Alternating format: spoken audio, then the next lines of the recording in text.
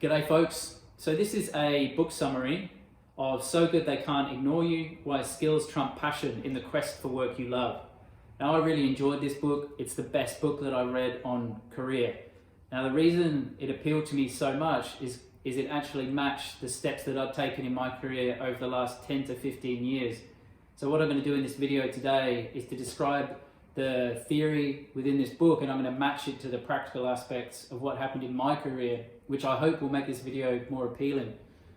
And the crux of what he tries to do, or what he does do in this book, is to debunk the passion hypothesis that to follow your passion will lead towards a successful and happy career. And I'm sure we've all been told at one point in our lives that, you know, go find what you're passionate about or follow your passion. And so he proves that wrong. And he describes the passion hypothesis as the key to occupational happiness is to first figure out what you're passionate about and then find a job that matches this passion. Now, the way he goes about proving this passion hypothesis wrong is to interview successful people who have had compelling careers in business, in art, in music. And what he does is to sort of codify and interpret the steps that they'd actually taken to achieve these successful and compelling careers. And so this book is actually the compiled evidence of the steps that these people took. And what he found was they didn't just find what they were passionate about and follow that they actually, each of them across all these industries, took these 6 steps. And it's the 6 steps I'm going to describe for you today. So the first step is what he calls deliberate practice. And this is about stretching our abilities beyond our comfort zone and receiving ruthless feedback. Now this deliberate practice step, this is the step of when we first started work as an apprentice, or when we first started to play an instrument, or we first started to play footy. And we go through that really hard phase, don't we? When we're learning something new and it's really difficult. Sometimes we have rubbish days, we've got to pick ourselves back up, we've got to go again the next day, and we've got to really work hard to get better and better at what we do. So this part is not about just finding something we're passionate about and following it. This is working really hard at something that we care about. And so in that, he suggests to get ruthless feedback from coaches, from mentors, from instructors to get better and better at what we do. So once we go through deliberate practice, we can move to step 2, which is a craftsman mindset. So this is about really honing what we do. We're fine-tuning the skills that we have to produce better and better results, right? So we know when we're at this stage, when we stand back and we can look at what we've done, even if it's put up a wall frame, or we've run a piece of pipe, or we've run a conduit, or we're polishing a slab, or we've just screeded concrete, that we look at it like a work of art, and we can stand back and be proud at what we've produced. So that is the craftsman mindset. Once we've done step 1 and step 2, deliberate practice, the craftsman mindset, which is about the 10,000 hour rule, those two together build what he calls career capital. Now this is a large store of skills that are rare and provide significant value or produce something of great value. Now we know when we're at this career capital stage where people start to really depend on us. We know the answers, we're confident in what we do and how we do it, and people start to see that, and they look at us for helping them with the work that they do. They depend on our skills. And also we know when we're at the step 3 career capital, when we are at the cutting edge of the field that we are in, right? So we've got enough information over the last 10 to 15 years, the 10,000 hours, we've built up all the knowledge that we can on the field that we're in. So say we're in construction, and this is a circle. It's like we build up that knowledge and we're looking for knowledge from the adjacent zones. So we might look at technology or innovation, and we're looking to stretch our information into the adjacents possible to bring in information into the field that we are in to improve what we do. So that's how we know when we've got career capital. So step 1 so far was deliberate practice. Step 2 is the craftsman mindset, so fine-tuning and honing what we do. And step 3 is the career capital. And now jumping to step 5 is once we've got that career capital, we can have control over what we do and how we do it. And he calls control the master elixir of life. And that control gives us the autonomy to direct our lives and the creativity to push boundaries.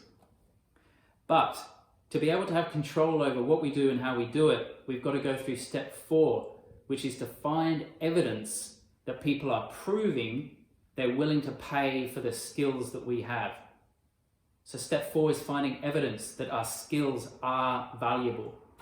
And we know when we're at step 4, when we go for an interview, we don't think about them interviewing us, we think about us interviewing them.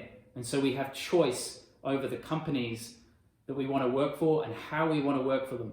And it's like that we rock up and we're suggesting ideas, we're suggesting improvements to their business in the interview. We also know when we're at step 4, which is finding the evidence, is when we might look to start a business, or we might learn, or we might want to go out as a sole trader.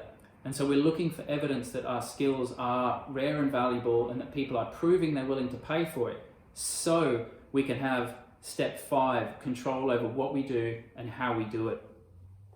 We really need that something valuable to offer in return for control, the master elixir of life, as he calls it. Once we have that control, the autonomy and the creativity, we can move towards step 6, which is a mission-driven career. We can start to choose the direction of our lives and move towards something that we really care about, which gives us the purpose and the meaning, and we start to really love what we do and feel like we're contributing to the world. So to summarize the 6 steps so far, 1 is deliberate practice, 2 is the craftsman mindset, 3 is career capital, 4 is to find evidence, 5 is control, and 6 is a mission-driven career. Now, as I said at the start, I relate this back to my career, which matches these 6 steps over the last 10 to 15 years.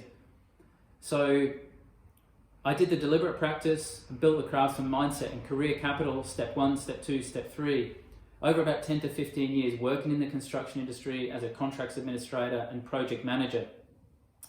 Now, about 6 months before the end of a project, I was working for a building company, but I wanted to have more control over what I did and how I did it, who I did it for. And I knew I wasn't going to get it working at a company. So I thought, how can I get that control? And one thing I also wanted to do was to give back my knowledge to salt of the earth tradies. And so I thought about starting a business, the tradie coach. And so what I did was to go to step 4 and I surveyed subcontractors and tradies and asked them, would you be willing to pay for the skills that I have? And so they said yes. So I found the evidence that my skills were rare and valuable and that someone was proving that they were willing to pay for the skills that I have. And I carried on working for 6 months, and then I left full-time employment and started that business, the tradie coach. And then I had step 5, which was the control over who I work for, how I work for them. I chose the clients and I had control over my life, where I lived, what times I worked, how I worked, the pace that I worked at. And I had no one really directing over what I did. I chose what I did and I had direction over my life. And I had the autonomy and the creativity to do what I chose. And that helped me move towards a mission-driven career. And I really became so excited about giving back my builder's knowledge to salt of the earth tradies to keep them safe and protected in the industry. And I really found that sense of meaning and purpose, like I was contributing to the world, and that I had direction and the freedom to choose how I was going to live my life and how I was going to contribute to the world. And so those are the 6 steps that I actually followed, which is why I really got a lot out of this book, because they literally like roadmapped the steps that I'd actually taken over the last 10 to 15 years. And that was to start with the deliberate practice, move to step 2, the craftsman mindset, 3, build career capital, 4, to find evidence, 5, to have control, which helps us move towards that mission-driven career. So that was a book summary of So Good They Can't Ignore You, Why Skills Trump Passion in the Quest for Work You Love.